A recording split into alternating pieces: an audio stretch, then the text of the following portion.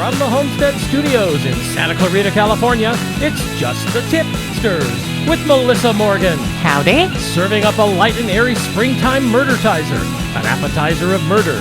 Today with a quick peek at another odd dead body case out of the San Joaquin Valley, the breadbasket of the West, and the dead basket. Oh, I didn't just say dead basket, did I? Remember, if you've got a tip for Melissa, call the Tipster hotline at 832-TIPSTER. That's 832-847-7837, or send an email to jttipsters@gmail.com. You just might hear your tip on the podcast. And now here's your host, serving up the murdertizer wearing her adorable new serial killer apron, Melissa Morgan. More cowbell.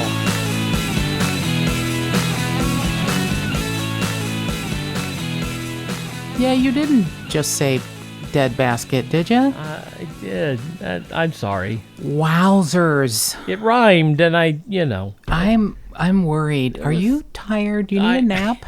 It's been a busy day. It's been a busy day. We've been moving stuff around out on the front porch. We already did our Monday our episode. We did our Monday episode, which will drop on Monday. Right. Very good one. And now we're recording a murdertizer for the Memorial Day weekend. For the Memorial Day weekend, and it wasn't going to be a murdertizer. It was going to be something else because this story was sent to me by producer Mark. And I had not seen it. I after he sent it to me, something very quick flashed up in one of my social media feeds. But producer Mark, found it much more interesting than I did, and he sent me the story. And then as I started to read it, it was like, oh. And then it got more weird, and then it got solved, kind of. But it's still interesting. It is interesting. It has interest, and it has more interest in it the more I researched it, which I will be discussing. But before we get to that, just want to say thank you to all of our fantastic Patreon subscribers. Our patrons are fantastic, and it's always the people that you wish didn't do that because you love them and they're like family, and they support us so much already, emotionally, spiritually. It makes me feel guilty that they're supporting us financially, but we are so grateful. And as her producer, I tell her not to be guilty. He yells at me consistently, like, shut up and let people give us money. And we are really grateful because we, don't have any advertisers. And it's not like we've spent $1 million trying to get this podcast going, but we've worked really hard. And producer Mark's wallet has taken a beating because I buy things, but most of the things you buy, you buy the equipment. It can take a licking and keep on taking. Yes, all right. It's a beautiful thing, but we are so grateful for the patrons. It's really lovely. We are. We do appreciate everybody who's become a patron, and we appreciate everybody who will become a patron. We do. We don't want to. We want to let you know that we do not take you for granted. Not at all. And if it's not feasible for you to financially, support the podcast at this moment, understood completely. But if you could do something that would take a little bit of time, but not take any nicks out of your wallet, it would be to go to iTunes and subscribe, to rate the podcast, a 5-star rating, a review. It doesn't cost a lot, and except for maybe like a new manicure if you're typing a lot and chipping your polish because you want to write a beautiful review about what you like about this podcast, the things that have weant something to you. So we'd be very grateful. And that is free to do that. It is free. Yeah, you just log on, go to Apple Music or go wherever you get your podcast. But if you go to Apple Music and rate and review there, it really helps a lot. It really does help. I didn't realize how important it was that people find new true crime podcasts new to them. By things like ratings and reviews. So we are very grateful. If you have a story you want us to cover, please feel free to call us at 832-TIPSTER. That's 832-847-7837. If you would prefer to email us, that's jttipsters@gmail.com. We love getting ideas for stories. We have terrific listeners who alert us to things that we may not see, and not always new cases, some older ones that are interesting and hadn't been covered. We are delighted with some things that are coming up. We have a wonderful listener in Australia who just got in a little bit under the wire in May. So I believe we're going to cover a case that she has sent us. That's Amy, Tipster Amy, in June. And we have another unsolved case that if we don't get to in June, I'm just waiting to hear back from a law enforcement connection. And if we can't do it in June, it will be for July. So there is exciting things coming up. We're very excited about some of the cases and stories that we have coming up. And it's taking me a bit of a longer time to do research and to get things done. I feel like I'm dragging a little bit, but I promise I'll either kick my own ass in gear or producer Mark will. So, may I point out, darling, that you are still getting out a podcast a week. You're doing just fine. Doing the best I can. The thing is, as we don't really talk about it that much, but Melissa does a lot of research before each podcast. And it's you can hear it.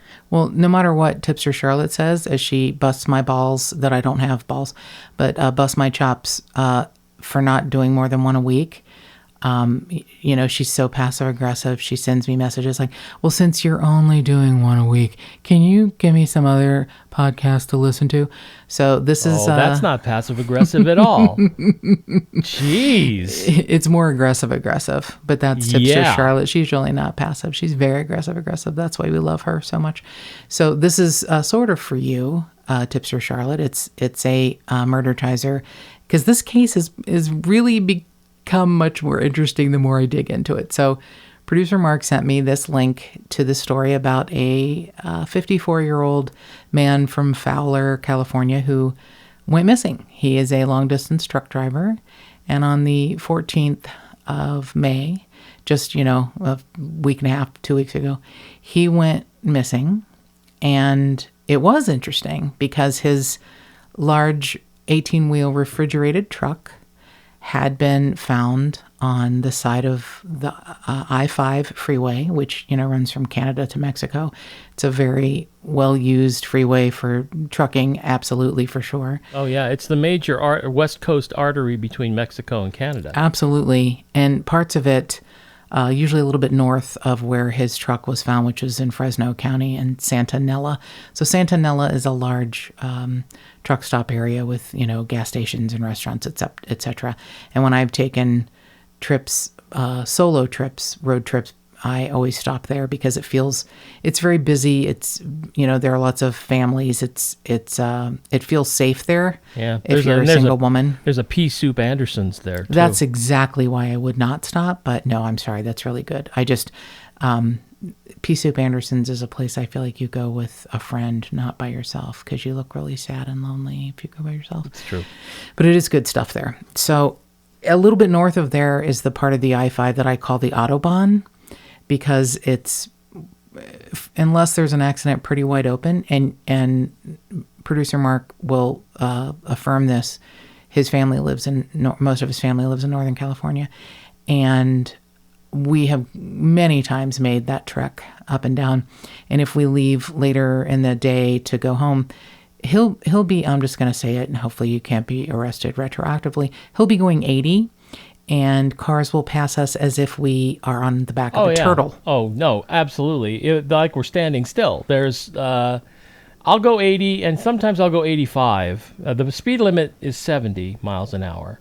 And but I'll go 80 but that's conservative on this part. on the I-5, really, most of the I-5 between, when you get into right near Bakersfield, all the way up until you close to where you get to Sacramento, it really is as close to you can get to the Autobahn in the United States. Yeah. People are traveling at 100 miles an hour easily. I guess there are parts of Montana that not very populated, so there is no speed limit. They did that for a while. Yeah. I actually drove a couple of those when that was. But they have speed limits now. They did not have. They tried it with a couple of years without speed limits.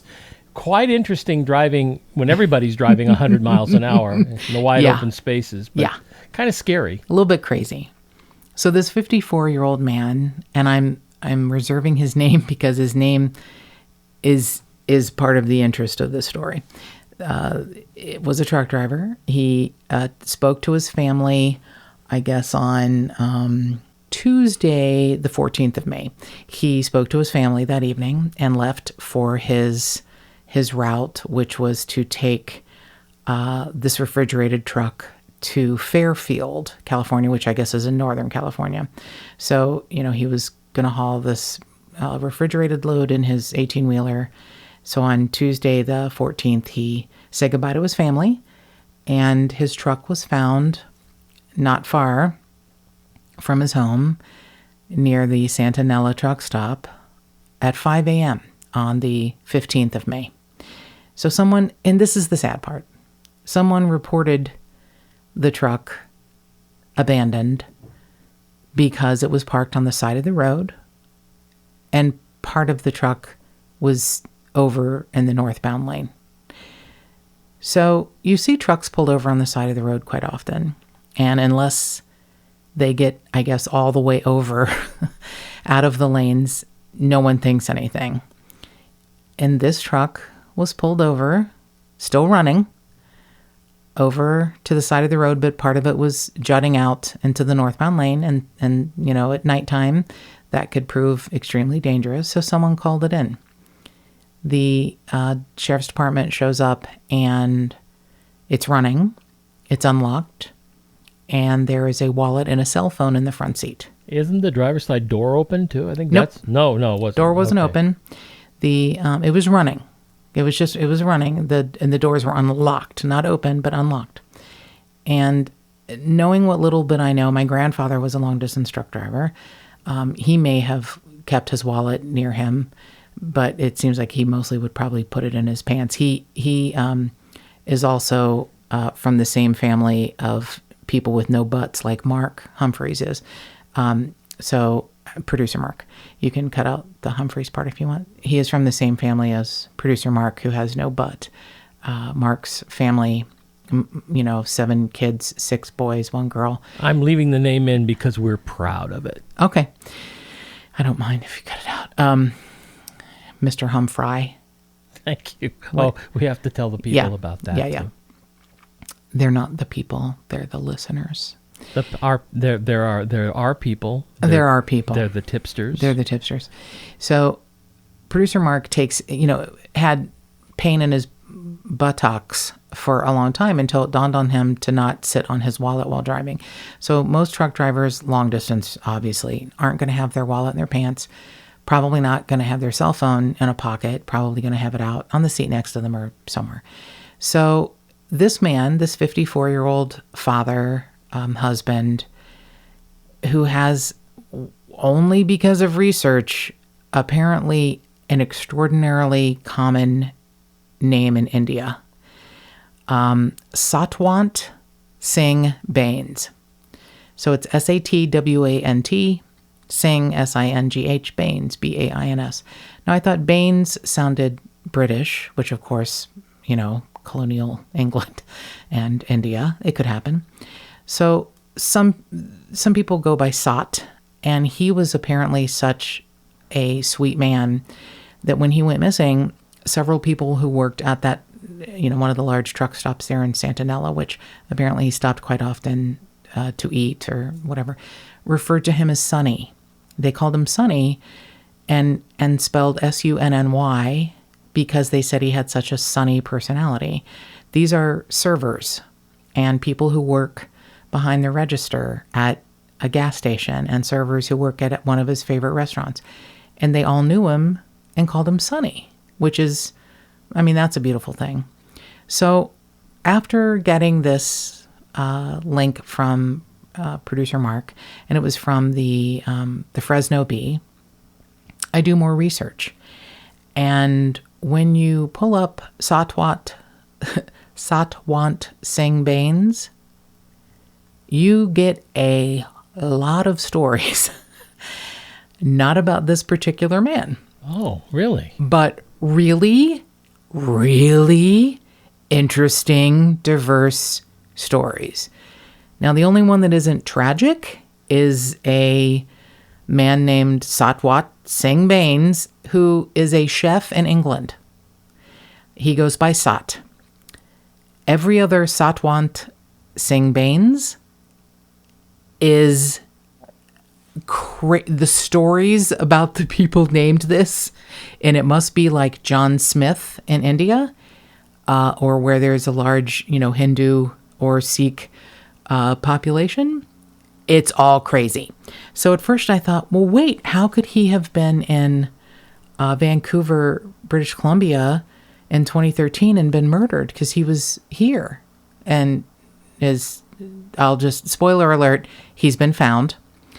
So Satwant Singh Bains was a 40-year-old man who was shot in his driveway on October 25th of 2013 in Vancouver, British Columbia. He had zero police reports or activity, no arrests, and they, come out and say, well, we believe that it was targeted.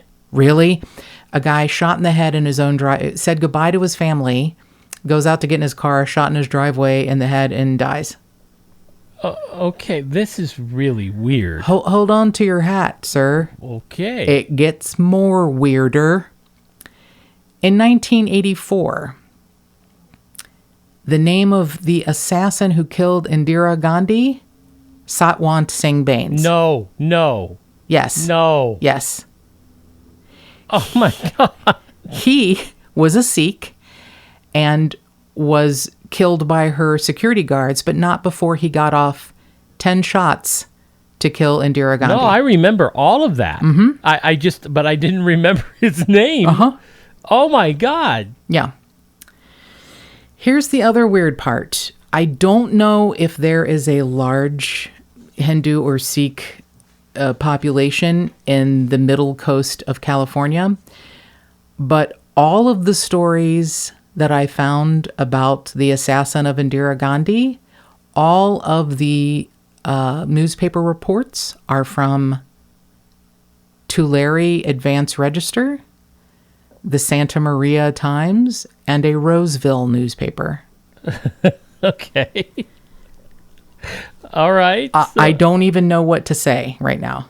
Just so everybody knows, those are all locations right within the same area. Where this Satwant Singh went missing. Okay, so you did a good job surprising me on this one. Melissa did not tell me about any of this. I didn't tell him anything because he's the one who sent me the story, and I thought, oh, what a sad thing.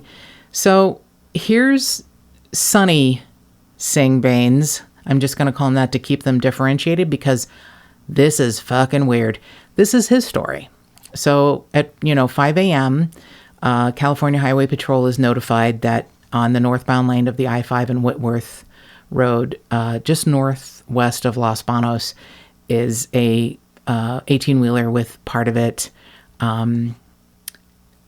It's idling. The doors are unlocked, and part of it is out on the northbound lane. So they show up. They find that there's a cell phone and a wallet. It's belonging to Sonny Bains, but he's nowhere around. They look for him. They can't find any sign of him anywhere.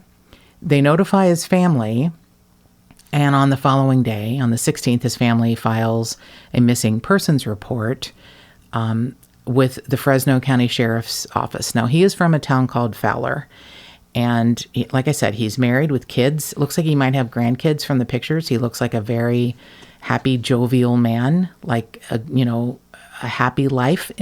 If servers at a restaurant call you Sonny because your name is Satwant and that's difficult, and because you're so sunny, I think that says a lot about your personality. Especially servers out there in Santa Nella, which is in the middle of nowhere, and they're always dealing with travelers. So. Exactly.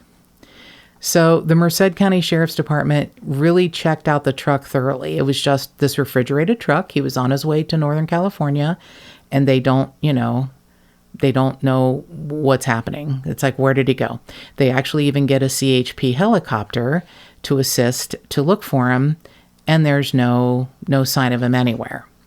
So this is the news release that came from the Fresno County Sheriff's Office. Around 5 a.m. on May 15th, officers with the California Highway Patrol responded to Interstate 5 and Whitworth Road, just northwest of Los Banos. Officers received a report of a big rig truck pulling a refrigeration trailer that was idle on the freeway, partially blocking the northbound right lane. Officers discovered the truck's engine running and the doors unlocked with no one inside. Officers found a cell phone and a wallet inside the truck belonging to Satwant Baines. Officers checked the immediate area, could not find Baines. His truck and trailer were towed away to a storage area. Officers contacted Baines' family and informed them of the situation. Due to Mr. Baines being a Fowler resident, his family filed a missing persons report later that day with the Fresno County Sheriff's Office. Baines was reportedly hauling a load to Fairfield, Northern California. Family members say it's very out of character for him to vanish without telling anyone. A California Highway Patrol helicopter was deployed in the search for him without success. Authorities say that Mr. Baines is diabetic and may be in need of medication. So, now we cut to the Fresno Bee 5 days later on May 20th. The body of missing man Satwant Baines was found in the Delta Mendota Canal over the weekend.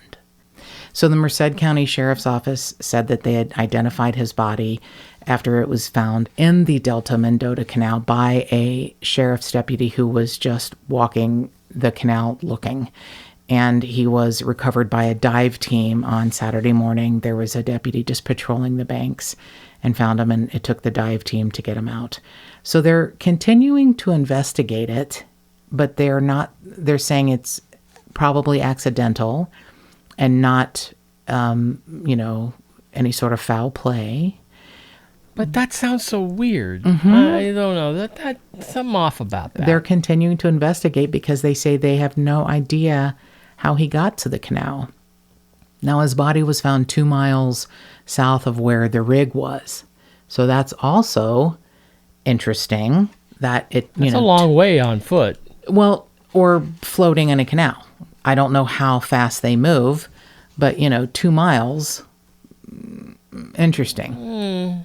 Right. So they're not saying how they think he got there. They don't know how he got there. They're saying there's really no indications right now of foul play, but they're still investigating, and they're also waiting on toxicology reports to see if there's some sort of, maybe they can narrow it down to a physical issue, or if there's anything in his system that, caused him to wander off. Like I said, my grandfather was a long distance truck driver for 27 years. And I know occasionally he would pull over to the side of the road to rest, take a nap, sleep. But I don't know how often he would pull over to the side of the road, get out of his truck, and somehow wander down into a canal. Yeah, that doesn't make any sense. It doesn't. It doesn't because we don't know how or why that would happen. It does in the fact that perhaps he had a medical emergency and wasn't in his right mind. Well, that's the only thing that makes sense other than foul play, because an experienced truck driver would never just abandon his truck like in that way, and not with part of the trailer out in lanes. Wouldn't do that. It seems like maybe he was having a medical emergency. Maybe it was a heart attack or a stroke. I don't know how, I don't know how much energy it takes to get out of your truck when you are already compromised. I can tell you, the older I get, and, people that I know get older too, I have heard extremely odd pieces of information about a medical emergency, people behaving in a way that isn't the way they behave. Logical, yeah. Because of a medical emergency. So I know of a woman whose husband died of a heart attack. They had just gotten ready to go have dinner, and he started ripping his clothes off. He ripped his shirt off, ripped his undershirt off. He had a dress shirt with buttons, ripped his dress shirt with buttons off, ripped his own undershirt off like the Hulk, and then went to their bedroom and laid down on the master bed. His wife starts calling 911. She's not sure what's happening. But by the time they got there, he was already gone. And the coroner explained to her that his body was shutting down and it was probably overheating from the heart attack. And he just was tearing his clothes off in an effort to feeling like he was, burning up. So that, the human experience is always such a fascinating thing for me. The human, biology and neurology, these things are fascinating, and why we do the things that we do, why we behave the way we behave. Some of it is autonomic and we don't know why we do it, and we do it anyway. So maybe Mr. Baines had a medical emergency, got pulled over maybe he could feel something happening in his body, got over to the side of the road and got out of the car and wandered down to the canal. That's the part that seems odd to me. 2 miles away. I don't know if it meant he entered, because they looked, very closely at where the area where the truck was, including a helicopter search. So because it took, 4 or 5 days for him to surface, which that makes sense. Perhaps he fell in or jumped in. Maybe he thought he was on fire and was burning and jumped into the canal to cool off and drowned. Could be. They're saying the official cause of death at this moment is drowning, which makes sense. You're found in a canal. But what caused him to get into the canal is the mystery. Are they doing an autopsy? They are. Like I said, we're waiting on toxicology to see if there's... Yeah, they're absolutely. When someone goes missing in an odd way and is found in an even more interesting way, it doesn't matter if it looks like, it's an accident. It doesn't matter how that looks. Somebody else has to sign off on... Good. Well, that's good. Yeah. I got to tell you, with all the stuff you found with people with the same name, I'm creeped out. It's very creepy. And that case up in Vancouver, BC, with the guy with no known criminal connections, no record, assassinated in his driveway. I'm thinking, did the same people get this guy? Right. Is it the Mary Morris case redux? Like maybe it's the wrong guy. They were went after the wrong guy the first time. Yeah, but that was 5 years ago. It's just it's very interesting to me that it must be I had never heard the name Satwant Singh Baines, and all of those 3 names are apparently extremely popular in the Hindu and Sikh. I just was. There's that too. It's very because when I looked. I'm like, wait a minute, who's this Satwant Singh Baines? Wait, what? Who? And there's actually more. There are more I didn't even tell you about, and they all died violently and horribly. The only one that isn't a tragedy is the chef in England. I'm going to assign the tipsters out there to start doing some research on this. Report back to us. Yes, you need to report back on what you find, because yes, the producer of this podcast is now obsessed, and I need people to do legwork. So get on your computers and start doing some research. We need to find out if we can link these things together. Sir, you get down into your own rabbit hole. You do not. I bet you there's some tipsters who want to get down in here with me. No, they don't. No, they don't. I've talked to all of them, and they are like, please tell him to leave me alone. I feel like if I kept looking, it would be rabbit hole-ish and frightening. When I found out, I was afraid actually to look further, because when I found out that the Satwant Singh who had killed Indira Gandhi, all of the records I could find were in local newspapers close to where Sunny Singh Baines went missing. I know, that's what I'm saying. I know. It's like so all I can think is that there's a large Hindu or Sikh population in Vancouver, British Columbia. There's a large Indian or Hindu or Sikh population in Central California. I mean, I don't know what else. Yes, and I'm telling you, tipsters, dive into it. Okay, so what I really just wanted to say was that if you see something like that, if you see a truck pulled off to the side of the road, maybe it doesn't look straight, even if you report it and nothing is wrong, and a truck driver gets pissed off because a CHP or another highway patrol or another law enforcement agency, wherever you're located, knocks on a window or a door and says, "Hey, buddy, is everything okay?" It's okay. It's important to, when you see something, say something. If you know something, say something. If you hear something, say something. I just feel like I don't mind Gladys Kravitz in this kind of situation. Maybe we should all just tap into our inner Gladys Kravitz and more cowbell. And if you'd like to Gladys Kravitz us, give us a call on the Tipster hotline at 832-TIPSTER. That's 832-847-7837. Or send us an email to jttipsters@gmail.com. And remember, you can become a patron of the podcast at patreon.com/justthetipsters.